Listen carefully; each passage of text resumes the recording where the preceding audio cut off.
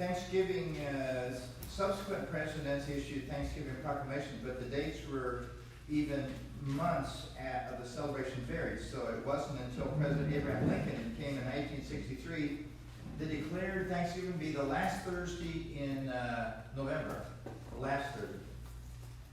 In 1939, however, the last Thursday in November fell on the last day of the month.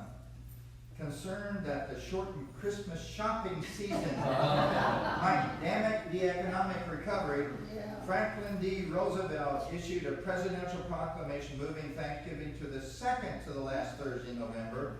As a result of the proclamation, 32 states issued similar ones, while 16 didn't. So they had 2 weeks of Thanksgiving. And then in 1941, Congress passed a joint resolution declaring the last Thursday in November to be the legal Thanksgiving Day. The Senate, however, amended the resolution, establishing the holiday as a fourth Thursday, which would take into account those years when November has 5 Thursdays. The House agreed to the amendment, and President Roosevelt signed the resolution December 26, 1940. Anybody remember that? No, it's 2 years old. Okay, talk about sheaves, bringing in the sheaves. Anybody know what a sheaf is?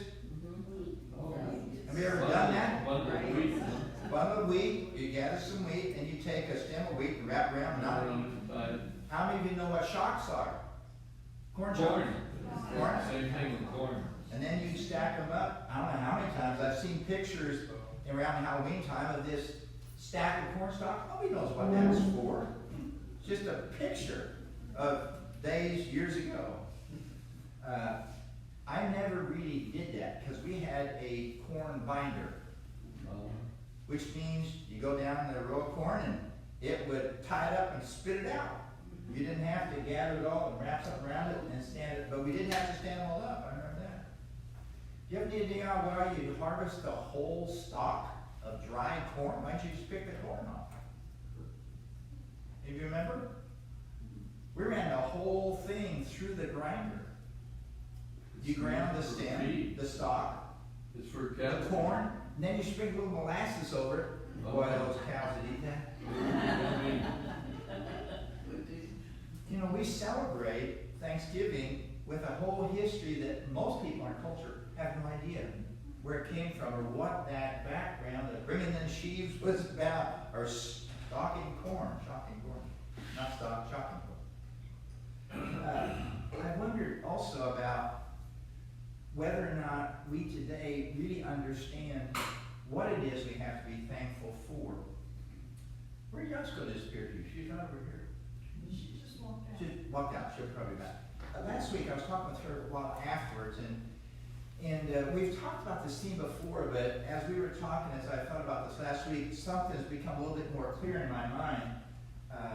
Before I get there, though, Judy gave me a little book. It's called Surprise the World. And this is going to be our plan at the Church Crossway here from now through the end of the year. And it's, Judy mentioned this before, it's about establishing the habits of bells, B-E-L-L-S. Bless, eat, listen, learn, and send. Meaning, bless meaning that you just choose some time during that week to practice. And some years ago, there was a little thing called, forgot what the name of it was. It's a 12-step thing where you do 8 promises you do every day. One of them was, do something kind to 2 people and don't tell anybody. If they find out, didn't count. You know, I think I run the risk of wanting to make sure that people know that I'm the one who gave the gift so that they can appreciate me giving the gift, being the gift giver. Anybody tempted with that? One year I gave our congregation permission not to send any Christmas cards unless they wanted to. How many of you have a list of people who sent you Christmas cards last year and that's your obligation for this year? Nobody? To just differentiate between what we have to do, what we really want to do, that can be real liberating. And to get back to what Yoss and I are talking about, in my mind, there's been a lot of, I've been having a lot of thinking, discussions with myself. I like talking to myself, it's good company. It helps me figure some things out that I didn't really think through very well before. And I've rethought, I've said this in different ways before, I've been rethinking Judgment Day. Because I think when a lot of people hear about the end times, and there's a lot of emphasis on the end times, for some reason we're kind of in the fall, the end of the year. I'm not sure why.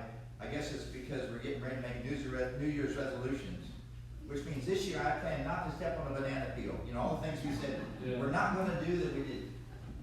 And, you know, half into January anyway, those resolutions are already kind of fading, but a lot of people think of the end time as being this train wreck that God's going to cause. It's going to be disaster. And I read the second last verse in the Bible. In Malachi, it talks about, before I'm going to send the spirit of Elijah before that great and terrible day of the Lord. It's called a great and terrible day. Now, just to be clear about that, how many of you ever had somebody say, how you doing? You said, I'm doing great. Yeah. Okay, great and terrible. That day is going to be great, and it's going to be terrible. And a few verses before, right at the beginning of Malachi 4, it says, for some people, it's going to be like fire. It's going to burn everything up. It's going to be like putting a match to dry chaff. Then it says, but for those who know him, it's going to be a joyous time, like turning a little calf out of the stall. Any of you old enough to remember that? That little calf's penned up, you open that gate, and they get out in the pasture. They're so happy, kicking their feet in the air. He says, for us, that's it. So when we think about the end time, and we're, oh my goodness, how bad is that going to be? We're on the wrong side of the page. Because it says, what did Jesus say? When these things start happening, lift up your heads, because your redemption is coming close.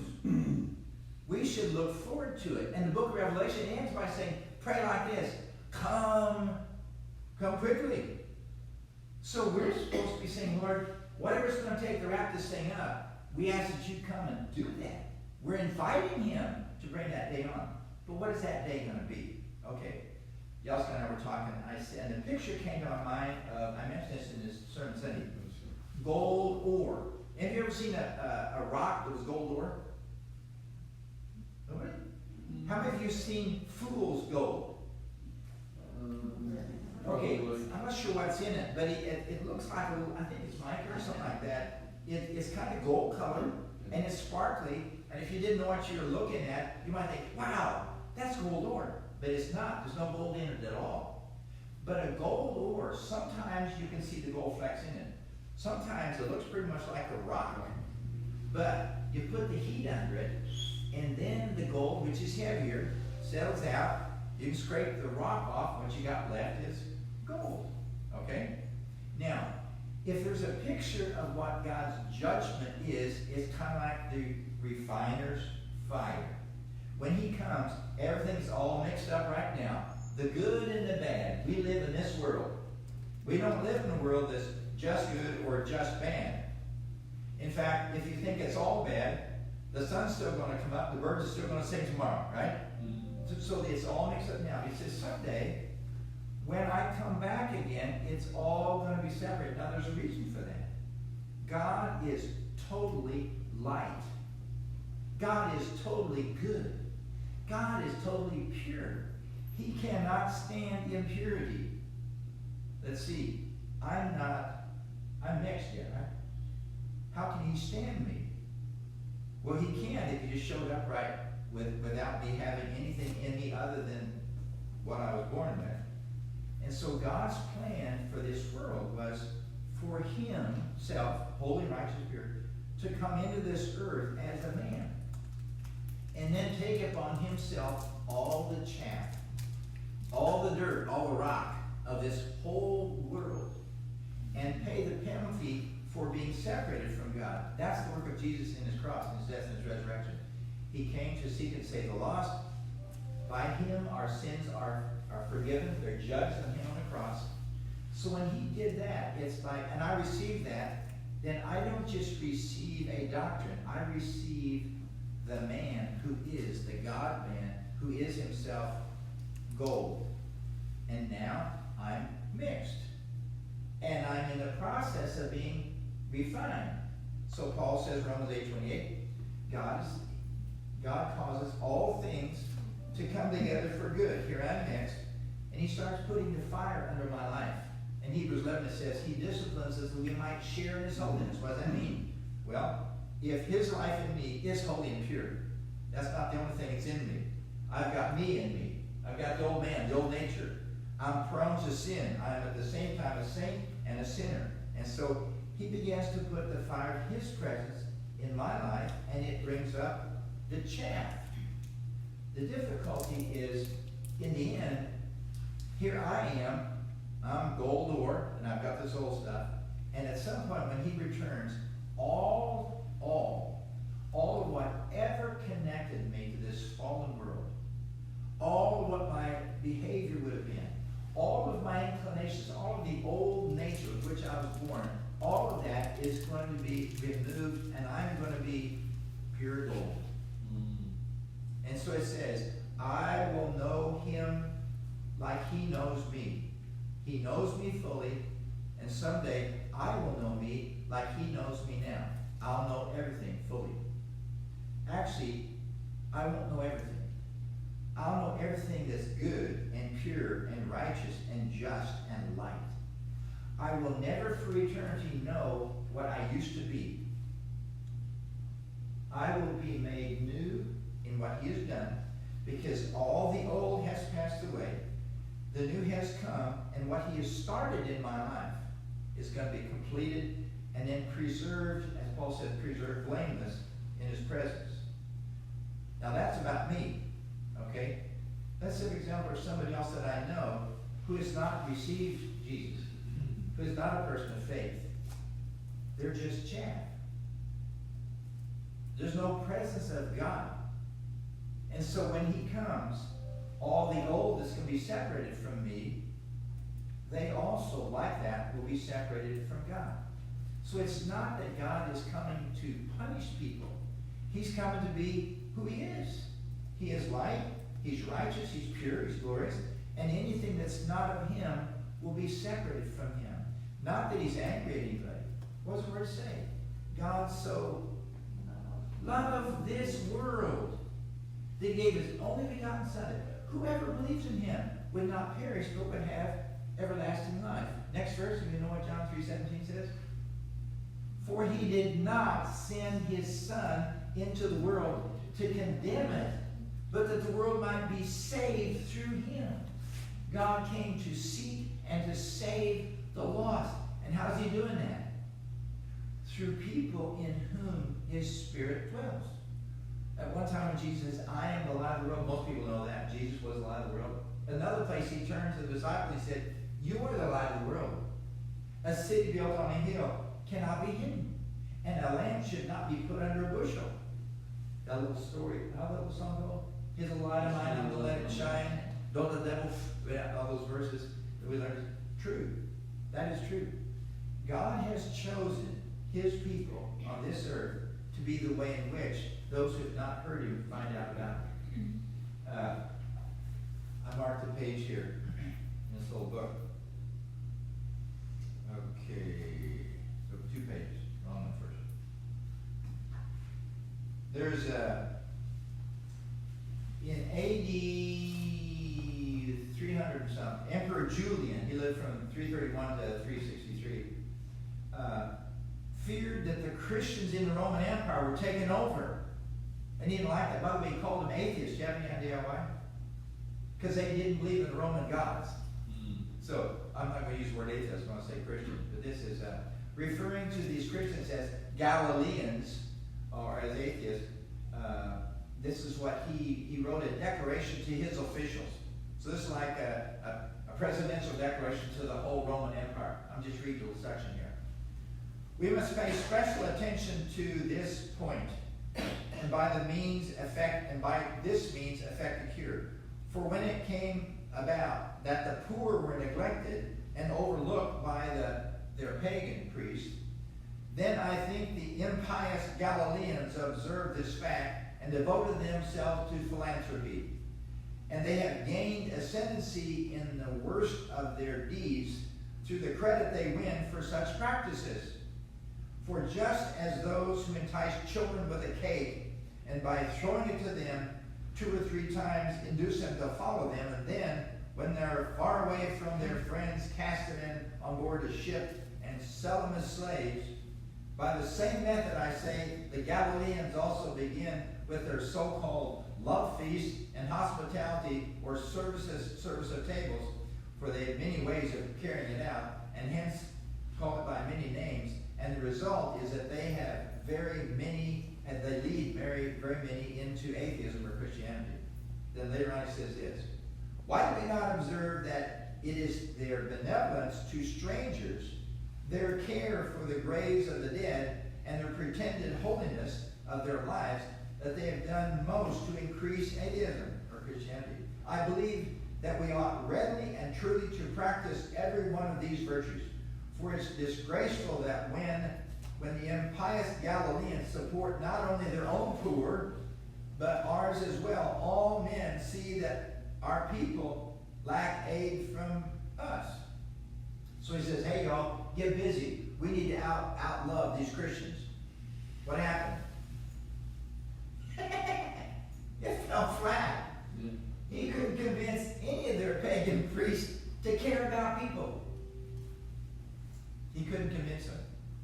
And so he says, these guys are taking over because, and he thought it was a strategy. It really wasn't. It was the way God's people behave when the life of Christ in them is freely expressed, and when God continues to refine out of us that old inclination to keep us from doing that.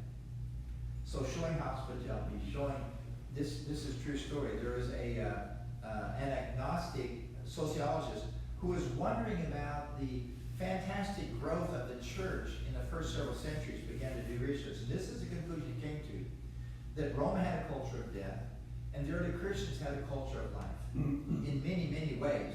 Part of what I just read here, what Amber Julian saw.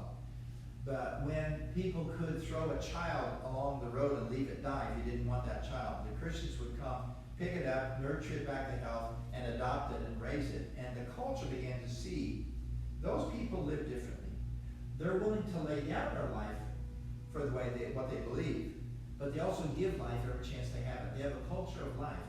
That began in a very short time, really, relatively short period of time, to transform a very, very deeply pagan culture that had been pagan for centuries and centuries. And it changed it. Because the love of Christ shed abroad in their hearts was lived out wherever they were. And missiologists say that the church grew 40% per decade in the first several hundred years of the church. That's phenomenal. And it's because they love people. Oops. So, let me see, where is this here? There's a guy named Dave Ferguson who's becoming a man who's known for capturing the attention of the church, who believes that when the church intentionally reaches out, they'll grow. And when the church just takes care of itself, it'll die. He's one of those men who believe in our culture and raising up some. He was reading a dissertation entitled Blessers versus Converters. Okay, it was a research paper, a doctoral research paper. It says the researchers had looked at 2 teams of short-term missionaries that visited Thailand with distinctly different mission strategies. Both went to Thailand, each had a different plan. The team referred to as the Blessers went with the intention of simply blessing people. Just blessing people. Okay? They saw their mission as being to bless whoever came their way in whatever practical way that they could. Just real simple. Okay? The converters, on the other hand, went with the sole intention of converting people and evangelizing everyone they encountered. Okay, got the picture of these two different kind of people? The research found, perhaps unsurprisingly, that the blessers had far greater social impact, which means that makes sense. When short-term missionaries go with the intention of contributing to the social good of their context, their social impact will be high. But what he found out, secondly, was even more amazing. That was this. What was so surprising is they discovered that those who blessed had 50 times as many conversions as those who went there to convert people. 50 times. 50 times. They says they were 50 times more successful in helping people find their way back to God. Finding their way back to God. Remember where Paul comes to the Areopagus and there's this statue, it says, it was an empty space, and it said, to the unknown God. Remember what he did? He hopped up in it and said, I compliment you all. You have done something really good here. You've dedicated this to the God you don't know about. I'm here to tell you who he is today. We stepped right in the middle of their culture, spoke their language to a need that they had found that opportunity to declare to him. Now, Paul was an evangelist. Paul was an evangelist. If it had only been Paul's evangelical message in Rome, Rome would have never been changed. It was all the Christians who even were in Caesar's household, who were doing loving acts all over the place that transformed the Roman Empire. That's what happened. I don't believe it's any different today. And so this little book encourages us to develop 5 habits. He talks about the regular rhythms of your life. Now, let me first say, there's a difference between trying to act like gold and thinking if you do that, you can become gold. There's a difference between that and being gold and then developing a habit to behave like you really are. Let me say that again so we're not clear about this. Some people think that you can decide to live a certain way and that'll help you connect with God. I believe the other way around. I believe that when you connect with God, then you can start behaving for who you really are. You're now born again by the Spirit of God. You have a different life that you weren't born with. It's now available to you. Colossians 3:3 says, I died, my life, and your life has been hidden with Christ in God. It says we're raised up and seated with him at the feet in the heavenly places, Ephesians 2:6. All those things talk about what Paul says. The life I live isn't mine anymore, but Christ who lives in me. And the life I live in the flesh, I live by faith in the Son of God. It's like, I am gold, Lord. There is within me gold. There is a precious and holy life of God that is in me. That is who I am. Now someday, all the chaff is going to be gone. I won't remember that. And so last night at Brookdale, we were talking, and somebody says, so, will we remember people? I said, which people? I believe, on the basis of Scripture, that we will know one another in heaven someday.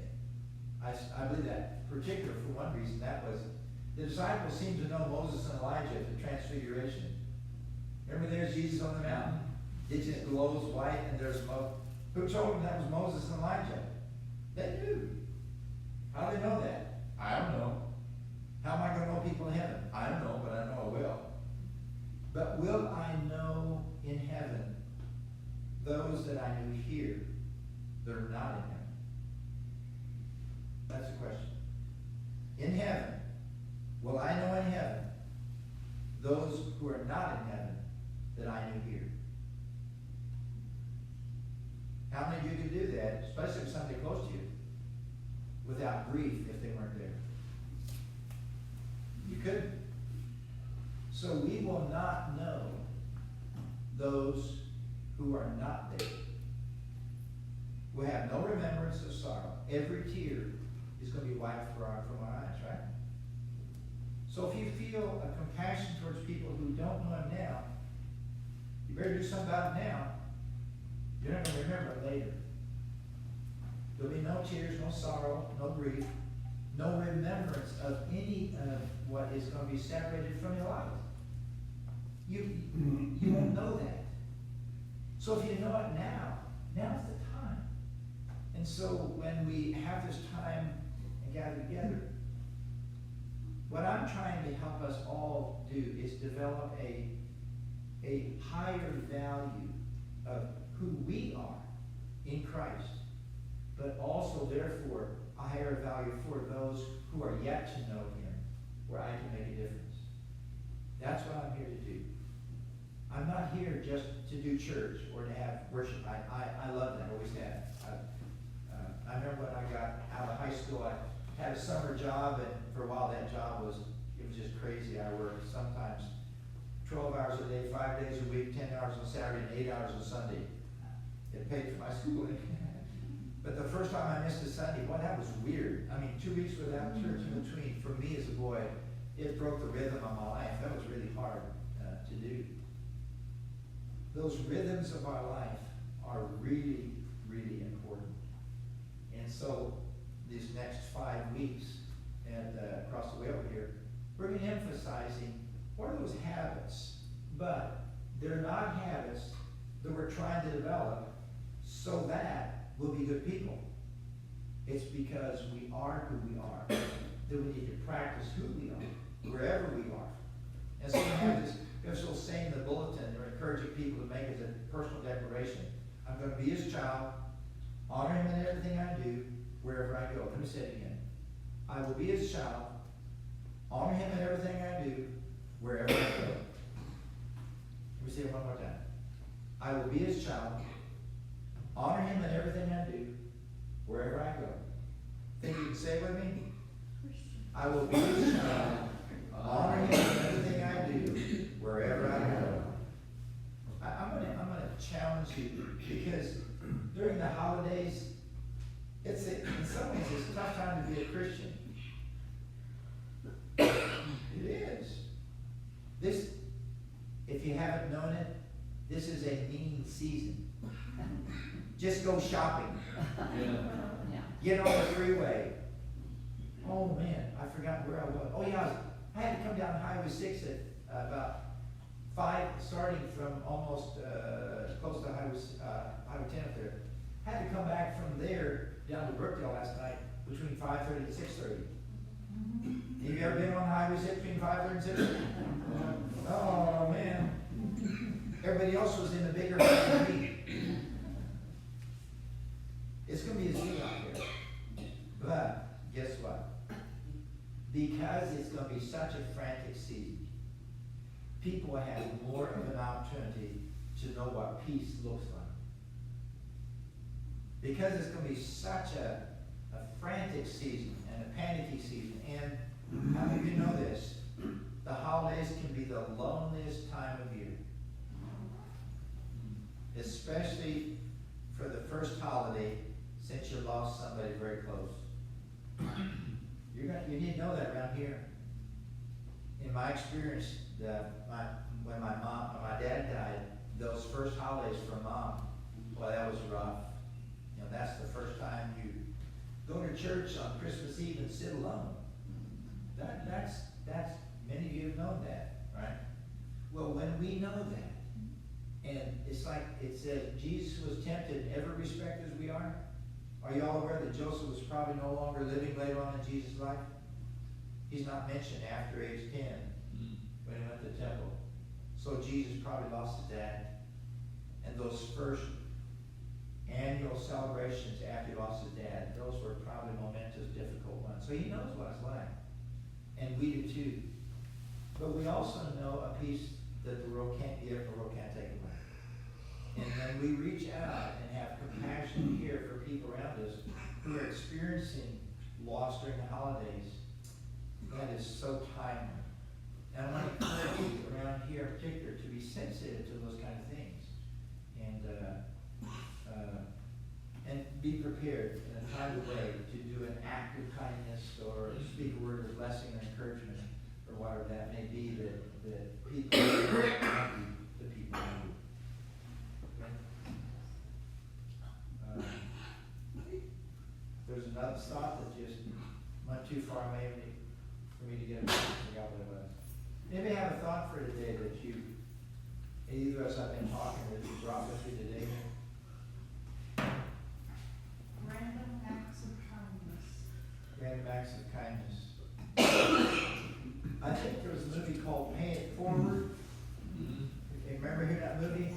Yeah. A little boy was in school challenged to do something that would make a difference in life of a person. So he developed this plan. The little boy himself, he dies, but they think, okay, that brought that to an end. But then at the end of the movie, they show outside the front door of the family, there's this whole street full of people with candles there, that they're all been touched by him doing an act of kindness and saying, pay it forward. You know, random acts of kindness. And when somebody wants to pay for it, say, no, pass it on, pay it forward. That's a good, it's a really good thing. It's a real easy thing to do. Do something kind for somebody, and then say, pay it forward. You know. I've had people I have helped out, kind of pay it back, and I said, no, pay it forward. Or put in the offering plate next Sunday. Well, where? Wherever you go. I'm going to work. Well, go somewhere. By the way, is Monique back there? Yes. Can you turn that thing off?